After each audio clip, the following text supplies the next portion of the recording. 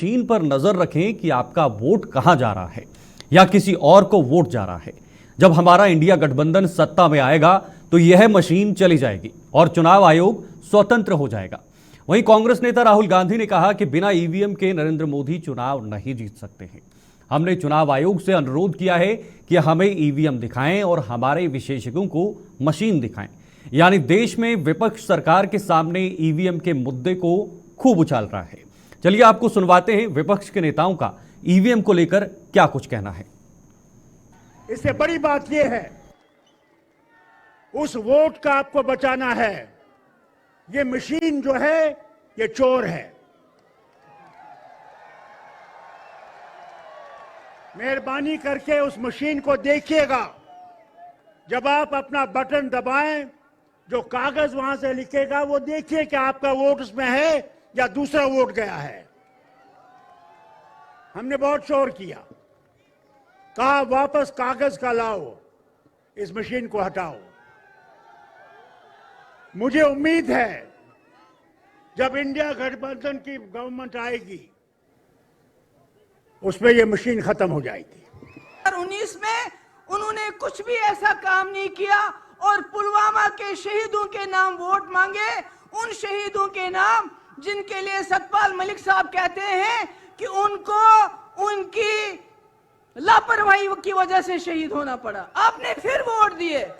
मैं जम्मू कश्मीर से आती हूं, वहां संविधान खत्म है, चाहे जम्मू हो, कश्मीर हो, लद्दाख हो।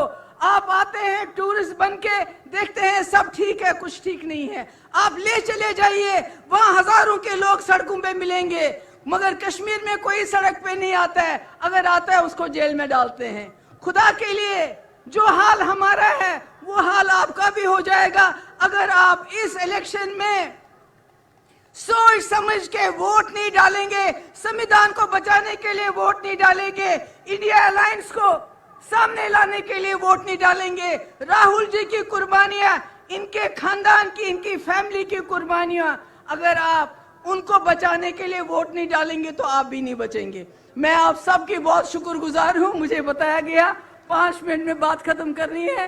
बहुत बहुत शुक्रिया। मैं आपको बता रहा हूं, ईवीएम के बिना नरेंद्र मोदी चुनाव नहीं जीत सकता है। इलेक्शन कमीशन से हमने कहा कि एक काम कीजिए, विपक्ष की पार्टी को ये मशीनें दिखा दीजिए, खोल के हमें दिखा दीजिए ये कैसे चलती हैं, हमारे एक्सपर्ट्स को दिखा दीजिए। इलेक्शन कमीशन नहीं दिखाता। फिर हमने कहा देखिए इसमें से कागज निकलता है, वोट मशीन में नहीं है, वोट कागज में है। ठीक है, आप मशीन चलाइए मगर कागज की भी गिनती कर दीजिए। इलेक्शन कमीशन कहता है नहीं, कागज की गिनती नहीं होगी। क्यों नहीं होगी? कैसे नहीं होगी? सिस्टम नहीं चाहता कि ईवीएम की गिनती हो जाए। क्यों? क्योंकि यह सिस्टम आपके धन को चोरी करने का सिस्टम है। जो संकट खड़ा हुआ है। तो चलिए आज के इस चर्चा में हमारे साथ कुछ खास मेहमान जुड़ चुके हैं। सीधे अपने मेहमानों के पास चलते हैं और आज की चर्चा शुरू करते हैं कि आखिर विपक्ष में वाकई में ईवीएम को लेकर चिंता है या फिर मात्र लोकसभा चुनाव से पहले विपक्ष का एक बहुत बड़ा मुद्दा बनते हुए दिखाई देगा। सीधे रुख करते हैं। आलोक वत्स जी बीजेपी नेता हैं, दूसरे कार्तिक सिंह जी हैं, प्रवक्ता कांग्रेस है, वो भी हमारे साथ जुड़ गए हैं, और राहुल तालान जी हैं, राजनीतिक विश्लेषक। तीनों मेहमान आपके टी स्क्रीन पर हैं और आज की इस चर्चा में जुड़ गए हैं। सबसे पहले आप तीनों का बहुत बहुत स्वागत करना चाहूंगा हमारे साथ जुड़ने के लिए। कार्तिकेय जी, शुरुआत आपसे करनी है क्योंकि विपक्ष अब लगातार एक सुर में आवाज उठा रहा है कि ईवीएम हटाओ और देश बचाओ। ईवीएम हटेगा तो देश बचेगा। ये जरा समझाइए कैसे? क्या विपक्ष के पास मात्र अब ईवीएम को लेकर एक बहुत बड़ा मुद्दा जो है वो आने वाले समय के लिए बनता जा रहा है या वाकई में कांग्रेस को गहरी चिंता है ईवीएम को लेकर? शीतल जी, आपका बहुत बहुत धन्यवाद सबसे पहले। और जैसा कि आपने अपने वक्तव्य में कहा कि इसका मतलब क्या है, वो मैं समझा देता हूँ। देखिए, ईवीएम के माध्यम से ही भारतीय जनता पार्टी सत्ता में बनी हुई है, चाहे 14 की बात करें, चाहे 19 की बात करें, चाहे 24 की बात करें, चाहे राज्यों के चुनाव की बात करें। जिस तरीके इनके कार्य होते हैं और जब ग्राउंड पे लोग जाते हैं, जिस तरह का पब्लिक का रिस्पॉन्स होता है, उसके जब चुनाव परिणाम आते हैं उसके बहुत ही उलट और बहुत ही विपरीत आते हैं, जहां पर भी कहीं पर भी जमीन पे दिखाई नहीं दे रहे होते हैं, जन के जो मुद्दे होते हैं उसको उठा नहीं रहे होते हैं। मतलब कार्तिकेय जी, आप दावे के साथ कह सकते हैं कि ईवीएम की वजह से ही बीजेपी अभी सत्ता में है 2 बार, और विधानसभा की बात करें तो वहां पर भी ईवीएम का इस्तेमाल होता है। बिल्कुल, देश के एक लोग कह रहे, बच्चे कह रहे, कई बूथों पे ऐसे परिणाम आ रखे जहां पे लोगों ने स्वयं आकर के बोला कि इस बूथ पे हमारे 1000 वोट हमने वहां पे हुए थे, अगर बूथ पे 1000 वोट थे, वहां पे 700-800 लोगों ने, जो एक पार्टी विशेष को जाकर के वोट करते हैं, अगर उसमें भी अगर लगातार देखा जाए कि भारतीय जनता पार्टी को वोट निकल के आता है काउंटिंग में, तो उस पर सवाल उठाए जाते हैं। और हम अभी से नहीं कर रहे हैं, बहुत पहले से, कहीं पे हम चुनाव परिणाम जीतते हैं उसके बाद भी कह रहे हैं। और कल भी जयराम रमेश जी ने बोला है कि चलो ठीक है, अगर आप ईवीएम से करा रहे हो तो हम ये ना, इलेक्शन कमीशन ये कह रहा है, उसका खंडन तो नहीं किया जा रहा है कि इलेक्ट्रॉनिक मशीन में मैनिपुलेशन नहीं किया जा रहा है, उसमें छेड़छाड़ नहीं करी जा रही। तो आपको लगता है कि 2014 के जो चुनाव हुए लोकसभा में, कार्तिकेय जी, वो भी ईवीएम की मदद से बीजेपी की जीत हुई है? क्योंकि 2014 तक आपकी सरकार थी, मतलब आपके खिलाफ उस समय कोई एंटी इनकम्बेंसी नहीं थी, मतलब मोदी वेव नहीं थी, मात्र ईवीएम का फंडा है।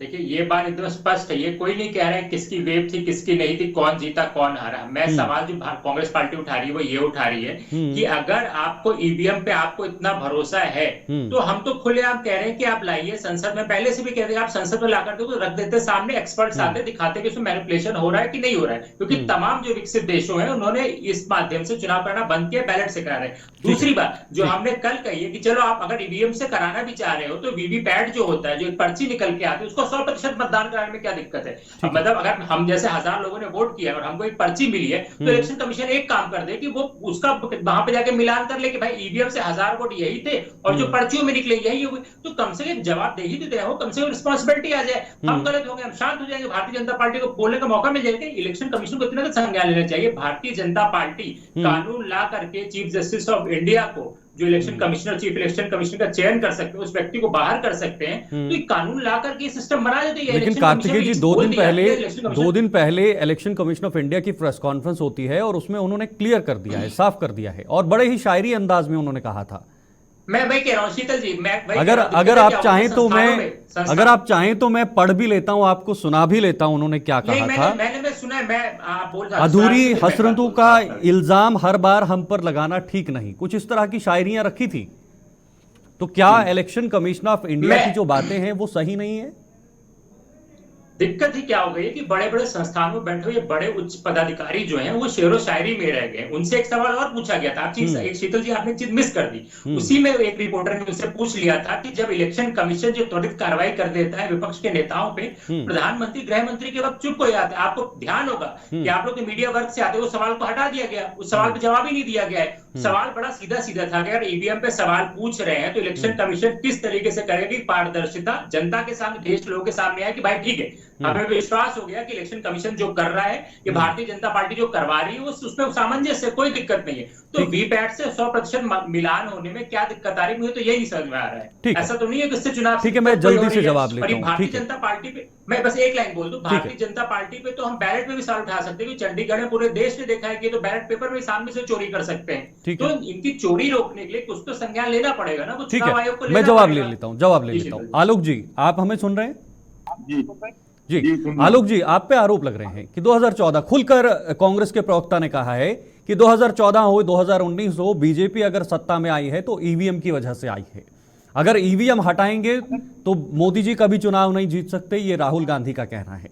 जरा आप स्पष्ट कीजिए, क्या वाकई में इस तरह की चीजें हैं और ये बार बार आरोप क्यों लग रहे हैं इस तरह के? देखिए शीतल जी, ये आरोप बेबुनियाद है। 2014 में सरकार किसकी थी?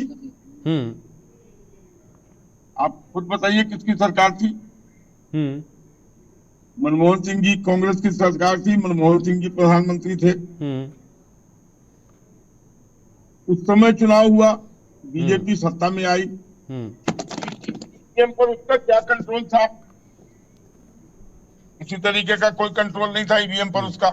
आलोक जी कृपया आप थोड़ा अपना फोन जरा सीधे रखिएगा, क्योंकि आपका एक बिल्कुल मिनट। जी फोन सीधा रखिएगा, एक जगह पे रखिएगा, तब जाके आपकी ऑडियो आ जाएगी हम तक। जी आलोक जी। वो चलिए वापस लौटता हूं आलोक जी आपके पास, क्योंकि संपर्क टूट चुका है। हमारे साथ इस वक्त राजनीतिक विश्लेषक राहुल तालान जी भी बने हुए हैं।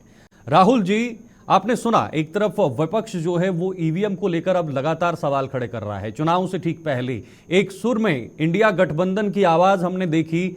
मुंबई में किस तरह से ये जो भारत जोड़ो न्याय यात्रा का समापन समारोह था, उसमें सबने कहा कि ईवीएम हटाओ और देश बचाओ। ईवीएम से कभी प्रधानमंत्री मोदी, अगर ईवीएम नहीं होगी तो प्रधानमंत्री मोदी इलेक्शन नहीं जीत सकते। एक राजनीतिक विश्लेषक के तौर पर आप इस पूरे मुद्दे को कैसे आकलन कर रहे हैं? शीतल जी, देखिए, पहली बात तो मुझे ऐसा नहीं लगता है कि ईवीएम के साथ कोई टेम्परिंग होती है। मेरा मतलब ये क्लियर मत है कि ईवीएम के साथ कोई टेम्परिंग नहीं होती है। अगर जो फिर भी विपक्ष को लग रहा है और उनकी मांग है कि वीवीपैट की पर्ची गिनी जानी चाहिए, तो वीवीपैट की पर्ची भी गिनी जानी चाहिए। ठीक है, क्योंकि लोकतंत्र है इस देश में। और सबसे बड़ी बात, विपक्ष को इस चीज की भी दिक्कत है। देखिए, निश्चित तौर पे मोदी इस वक्त सबसे लोकप्रिय नेता है, पिछले एक दशक के सबसे ज्यादा लोकप्रिय नेता है। इसको विपक्ष भी मानता है, ऐसी बात नहीं है कि ये नहीं मानेंगे। तो इनको मोदी से लड़ाई लड़नी है, तो ईवीएम को निशाना ना बनाया जाए, पहली बात तो। लेकिन सरकार को और इलेक्शन कमीशन को भी इस चीज को कंसीडर करना चाहिए। अगर जो उनका मत है कि वीवीपैट की पर्ची गिनी जानी चाहिए, तो गिनी जानी चाहिए। क्योंकि लोकतंत्र और लोकतंत्र का एक अभिन्न अंग विपक्ष भी। अगर जो विपक्ष की कुछ मांग है तो उनको कंसीडर करना चाहिए इलेक्शन कमीशन को। वो ठीक है कि आपका रिजल्ट आने में टाइम लग जाएगा, वो अलग चीज है कि जब अगर जो आप वीवीपैट की पर्ची गिनेंगे तो जो रिजल्ट अब एक दिन में आ जाता है, उसको हो सकता है कि एक महीना लग जाए, जितना बड़ा देश है भारत, और उनकी सारी पर्चियों को गिनने में, वो अलग चीज है। लेकिन अगर विपक्ष को ये है तो एक अच्छा सुधार है। मैं तो मानूंगा कि फिर वो बीजेपी के लिए भी, कांग्रेस के लिए भी है, तो सबके लिए सुधार होना चाहिए। लोकतंत्र में सुधार जरूरी है, तभी लोकतंत्र की नींव मजबूत रहती है। अगर जो विपक्ष को सरकार पे या इलेक्शन कमीशन पे भरोसा नहीं रहेगा, तो एक तरीके से ये लोकतंत्र भी कमजोर होता है इस चीज से। ठीक है लोकतंत्र राहुल जी, एक और सवाल रहेगा, सारी चीजों जी, एक और सवाल रहेगा। खुलकर ये कहना कि 2014 की सरकार हो या बीजेपी जब भी सरकार बनाती है तो ईवीएम के दम पे सरकार बनाती है, ये क्या सही बात है? और अगर इलेक्शन कमीशन ऑफ इंडिया ने यह साफ कर दिया है कि इसमें कोई टेम्परिंग नहीं है, इस तरह की कोई चीजें देखने को नहीं मिलती हैं, उसके बावजूद भी ईवीएम को एक बड़ा मुद्दा बनाना, इसके पीछे मानसिक रूप से क्या मानसिकता, क्या मंशा हो सकती है कांग्रेस की या विपक्ष की? क्या एक माहौल बनाने की कोशिश की जा रही है देश के अंदर ईवीएम को मुद्दे को लेकर? निश्चित तौर पे जब आप ईवीएम पे हमला करते हैं, इलेक्शन कमीशन पे हमला करते हैं, न्यायालय पे हमला करते हैं, या और संवैधानिक संस्थाओं पे जब हमला करते हैं, तो आप लोकतंत्र को कमजोर करने की कोशिश करते हैं। कांग्रेस को या और किसी नेता को, कांग्रेस के वरिष्ठ नेताओं को इन सारी चीजों से बचने की जरूरत है। और सबसे बड़ी बात, जैसे मैं पहले बोला कि लोकतंत्र में इस वक्त प्रधानमंत्री नरेंद्र मोदी भारतीय लोकतंत्र के सबसे बड़े नेता है, इसमें कोई दो राय नहीं है, विपक्ष भी मानता है। तो जब विपक्ष मान रहा है कि वो सबसे बड़े नेता हैं, तो आप ईवीएम के सर पे ठीकरा नहीं फोड़ सकते हैं सारी चीजों का, अपनी नाकामयाबियों का। अगर जो आपको इतना ईवीएम से दिक्कत है, तो आपको फिर अब बहिष्कार करना चाहिए कर्नाटक की सरकार का, कि हम कर्नाटक में सरकार ही नहीं बनाएंगे क्योंकि वो ईवीएम से जीती हुई है। अब हिमाचल प्रदेश में भी सरकार मत बनाइए और चुनाव में भी मत जाइए, पूरे चुनाव का बहिष्कार करिए। सरकार बगैर विपक्ष के लड़ेगी कैसे? तो कम से कम आपको ऐसा थोड़ी कि आप बस आरोप लगा के भाग जाएंगे, चुनाव में भी रहेंगे, छोड़ दीजिए चुनाव। ठीक है, जल्दी से जवाब लेता हूं। कार्तिकेय जी आपसे जवाब लूंगा, फिर आलोक जी के पास भी जाना है। कार्तिकेय जी, अगर आपको ईवीएम से दिक्कत है तो आप चुनाव में मत आइए ना, आप फिर चुनाव से दूर रहिए। आप कहना, राहुल जी के कहने का मतलब है कि फिर आप चुनावों में प्रतिभाग ना करें क्योंकि आपको ईवीएम से दिक्कत है। आपको पता होना चाहिए कि ईवीएम से अगर सरकार बनती है तो हमारी सरकार नहीं बनने वाली है, जो कि हिमाचल में बनी है या कर्नाटक में बनी है। शीतल जी, पहली बात तो राहुल जी का जो तर्क है वो वैसा ही तर्क स्तरहीन है जिस तरीके से आजकल जब भारतीय जनता पार्टी या भाजपा जनता पार्टी को समर्थन करने वाले व्यक्तियों से आप बात करते हैं महंगाई की, तो कहते हैं जी आप टमाटर मत खाइए, मतलब आपकी तबियत खराब है, आप कहेंगे अस्पताल में इलाज महंगा है, तो इन जैसे लोग कहते हैं आप अपना इलाज मत कराइए। तो ये ऐसा तर्कहीन और स्तरहीन जवाब है। जब आप लोकतंत्र में जो भी प्रक्रिया होगी उस पर आप काम करेंगे। उदाहरण के लिए इलेक्टोरल बॉन्ड पे राहुल जी ने जब आया तभी सबने कहा था कि सबसे बड़ा चंदा चोरी और सबसे बड़ा भ्रष्टाचार का यही नमूना है, लेकिन भारतीय जनता पार्टी ने उसको काबू रखा। आज सुप्रीम कोर्ट की इनको एक हाथ पड़ा है सुप्रीम कोर्ट का, घूमे घूमे दबी जबान में चल रहे हैं कि भैया हमारा कितना सच उजागर हो रहा है, और संस्थाओं के तो दुरुपयोग की बात कर रहे हैं। अभी सुप्रीम कोर्ट की टिप्पणी राहुल जी भी देख लें, आलोक वर्मा जी भी देख लें, भारतीय जनता पार्टी के इलेक्टोरल बॉन्ड पे किस तरीके से करी, वो सबके सामने खुल जाएगा। यही भारतीय जनता पार्टी ईडी का दुरुपयोग किस तरीके से करती, किस तरह का दबाव बनाती है, और वही लोग जिन पे ईडी के माध्यम से भ्रष्टाचार का आरोप लगाते हैं, जब इनकी पार्टी में शामिल होते हैं चुप हो जाते हैं। यही सीबीआई, यही इनकम टैक्स डिपार्टमेंट सिर्फ और सिर्फ चुनाव से पहले कैसे एक्टिव हो जाता है, बाकी 4.5 साल तक कहता है देश का बच्चा बता देगा। तो इस तरीके की बातों को नहीं करना चाहिए। हम बार बार कह रहे हैं, अगर हम हिमाचल में भी जीतते हैं, हम कर्नाटक में भी जीतते हैं, हमारा सवाल सेम है जो जनता बार बार बोलती है कि भैया ईवीएम से अगर आप चुनाव करा रहे हो तो बराबर आप पर्ची मैच करा लो, उसमें क्या दिक्कत है? पर्ची मैच करा नहीं रहे इसका मतलब दाल में कुछ काला है, क्योंकि भारतीय जनता पार्टी लगातार इसी तरह के कृत्य करती है। अभी सुप्रीम कोर्ट से इलेक्टोरल बॉन्ड में मिल गया, सबके सामने खुल गया, मुंह जवान चलाते हुए जवाबदेही वाली सरकार, मैं अकाउंटेबल है बोलने वाला प्रधानमंत्री आजकल चुप हो गए। इलेक्शन कमीशन पे भी इस तरह के चुप हो गए। ठीक है, मैं आलोक जी से ये जवाब लेता हूं, क्योंकि मैं उनकी आवाज नहीं पहुंच पाई थी पहली बार। आलोक जी आपके पास आना चाहूंगा। आलोक जी, सबसे पहले आपसे एक विनती है छोटी सी, कि आप अगर गाड़ी रोक के अगर आप 2 मिनट डिबेट में जुड़ते हैं तो शायद आपकी आवाज हम तक सही से पहुंच जाएगी। आलोक जी, आप पे आरोप लग रहे हैं, बीजेपी पे आरोप लग रहे हैं, और कांग्रेस के जो प्रवक्ता बैठे हुए हैं उनका साफ कहना है कि एक बार हटाइए, तो एक बार हमें ईवीएम से कोई दिक्कत नहीं, लेकिन जो पर्ची है उसकी भी गिनती करवाइए। आलोक जी।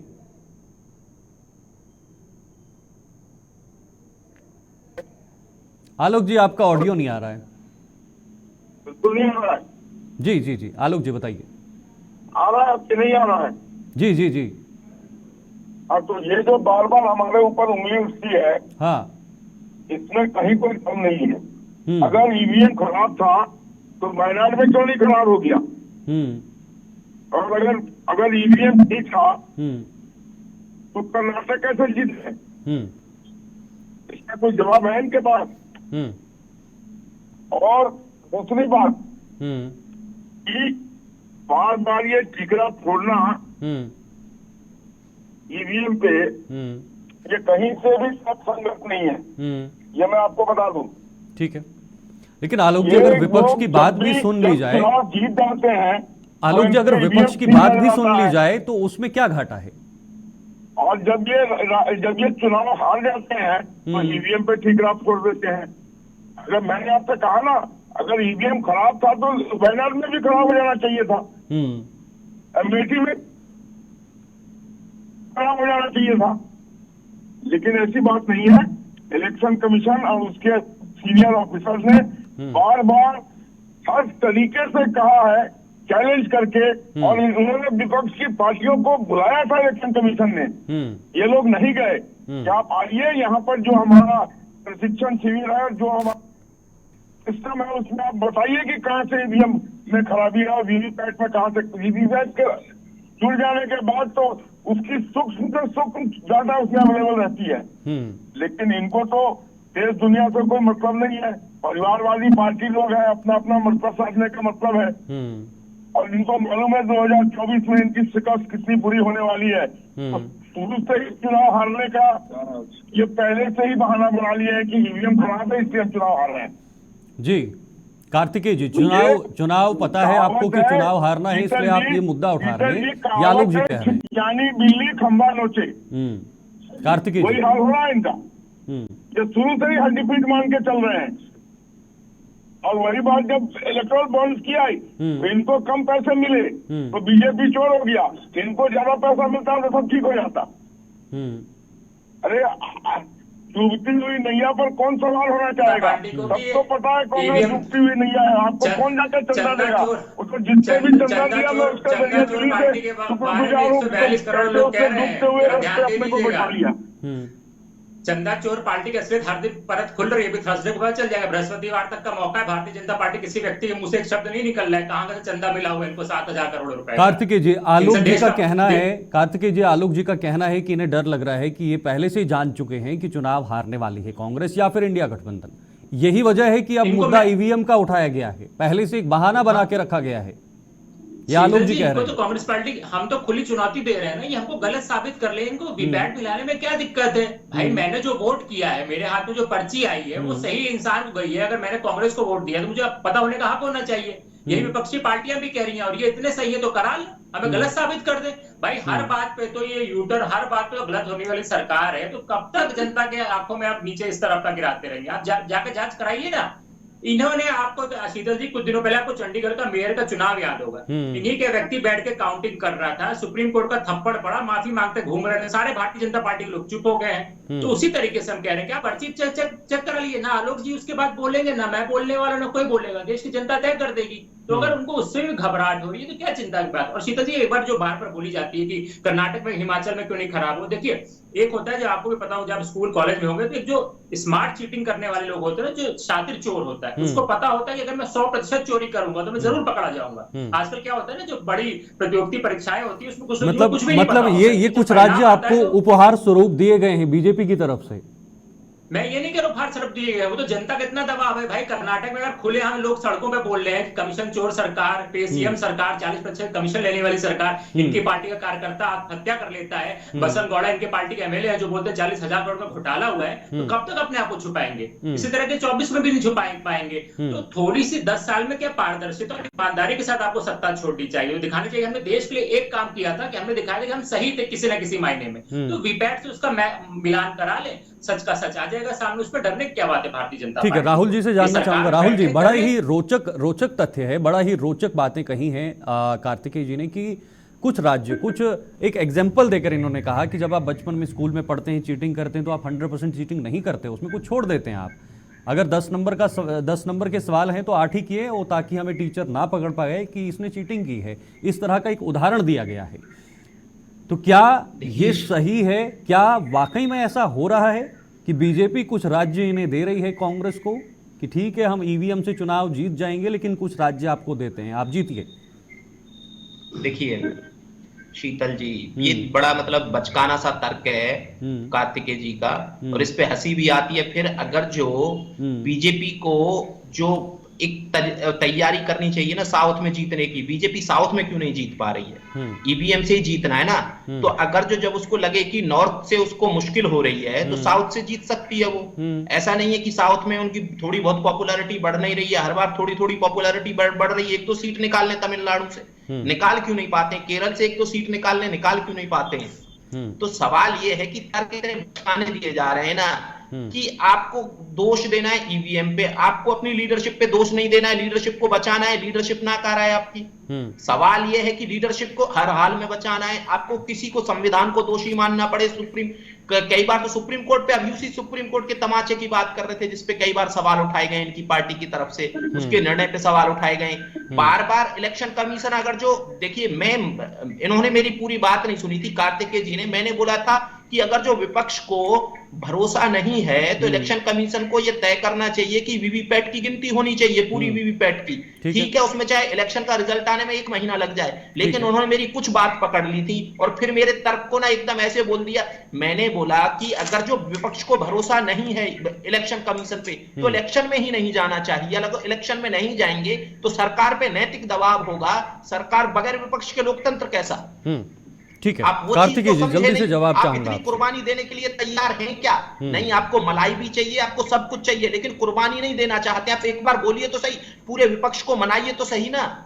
विपक्ष में सिर्फ कांग्रेस नहीं है ना, बहुत सारी पॉलिटिकल पार्टीज हैं, उनको मनाइए और बोलिए कि भाई बीजेपी। कार्तिकेय जी कुछ पाना है, इलेक्शन से बाहर निकलिए। कार्तिकेय जी कुछ पाना है तो कुछ खोना भी पड़ेगा, ये कहने का मतलब है। अच्छा लगा राहुल जी की एक बात से। राहुल जी ने बोला कि हमको चुनाव नहीं लड़ना चाहिए, और ये सरकार, भैया सरकार में कोई स्तर ही नहीं है, इस सरकार में एथिक्स है ही नहीं। ये सरकार पहले ही है कि 75 सालों के इतिहास में 153 सांसदों को निकाल करके विपक्ष विहीन संसद चलाने वाली सरकार यही सरकार है। तो ईडी सीबीआई जो चाहते हैं इनसे कोई सवाल ना पूछे। इस देश में वर्तमान में सबसे ज्यादा आप सवाल पूछिए इनसे, आप बाहर हो जाएंगे। ज्यादा सवाल शीतल जी पूछने लगे, कार्तिकेय जी अगर दबाव बढ़ना शुरू हो जाएगा। अगर देश में भ्रष्टाचार हो रहा है, सवाल पूछ सकते हैं कार्तिकेय जी, अगर देश में भ्रष्टाचार हो रहा है, देश में भ्रष्टाचार हुआ है, तो उसके पीछे अगर हमारे देश की एजेंसीज काम भी करती हैं तो इसमें गलत क्या है? मैं शीतल जी, मैं तो बड़ी विनम्रता के साथ पूछ रहा हूँ कि ये एजेंसियां ऐसा काम क्यों करती हैं कि चुनाव से 6 महीने पहले जागरूक हो जाती हैं। तो 4.5 साल आप नहीं देखेंगे, ईडी सीबीआई का नाम बहुत आप नहीं देखते, चुनाव से पहले तुरंत जागरूक हो जाती है। अच्छा, जिस व्यक्ति पे भारतीय जनता पार्टी समेत यही संस्था बताते हैं कि भ्रष्टाचार के आरोप है, मैं आपको उदाहरण दे देता हूँ। आप अजीत पवार जी का देख लीजिए, अशोक चव्हाण जी का आदर्श घोटाला देख लीजिए, आप आदर्श घोटाले में आपका जांच हो रही है? नहीं हो रही है। सिंचाई घोटाला के अंदर छगन भुजबल और तमाम एनसीपी के नेताओं को उन्होंने सवाल किए थे। अब जब दोबारा फाइल आई है उसमें ठीक है, आलोक जी के पास जाना चाहूंगा जी, कर दिया गया है। कार्तिकेय जी, आलोक जी के पास जाना चाहूंगा। आलोक जी, ये कह रहे हैं कि कुछ पिछले 10 साल में जो भी देखा गया वो सबके सामने है, साथ ही साथ और भी कई सारे आरोप जो हैं वो आपके ऊपर लग रहे हैं, चाहे वो संसद से सांसदों को बाहर निकालने का मामला हो या बाकी अन्य मामले जिस तरह से कार्तिकेय जी ने बताया। आखिर इस तरह के आरोप क्यों, चाहे वो फिर ईवीएम हो या बाकी अन्य मुद्दे हों? देखिए शीतल जी, कार्तिकेय जी, मुझे लगता है कांग्रेस की तरफ से ऑलरेडी अपना हार कबूल कर चुके हैं। जनता का लफ्ज देख चुके हैं। जनता किसके साथ है, 400 पार मोदी सरकार जाने वाली है और हम चुनाव पूरी तरीके से हार रहे हैं। तो पहले से ही इन्होंने स्ट्रेटजी के तहत ये मानकर ऐसी बातें करनी चालू कर दी है। ईवीएम खराब है, ईवीएम के बगैर चुनाव नहीं जीत सकते नरेंद्र मोदी जी। मैंने पहले भी कहा, अगर ये कहीं चुनाव जीते तो इसका मतलब हमने इनको दाल में दे दिया है। हाँ भाई, 1-2 जगह तुम बने रहो, हम ईवीएम ठुकते रहेंगे अपने फेवर में। इनका तो यही कहना है ना। कर्नाटका, हिमाचल और तेलंगाना हमने दे दिया इनको कि चलो कुछ खुश रहो, और हम सब जगह हमने ईवीएम सेट करके अपना जीत गए। क्या ये मानेगा देश के लोग इस बात को?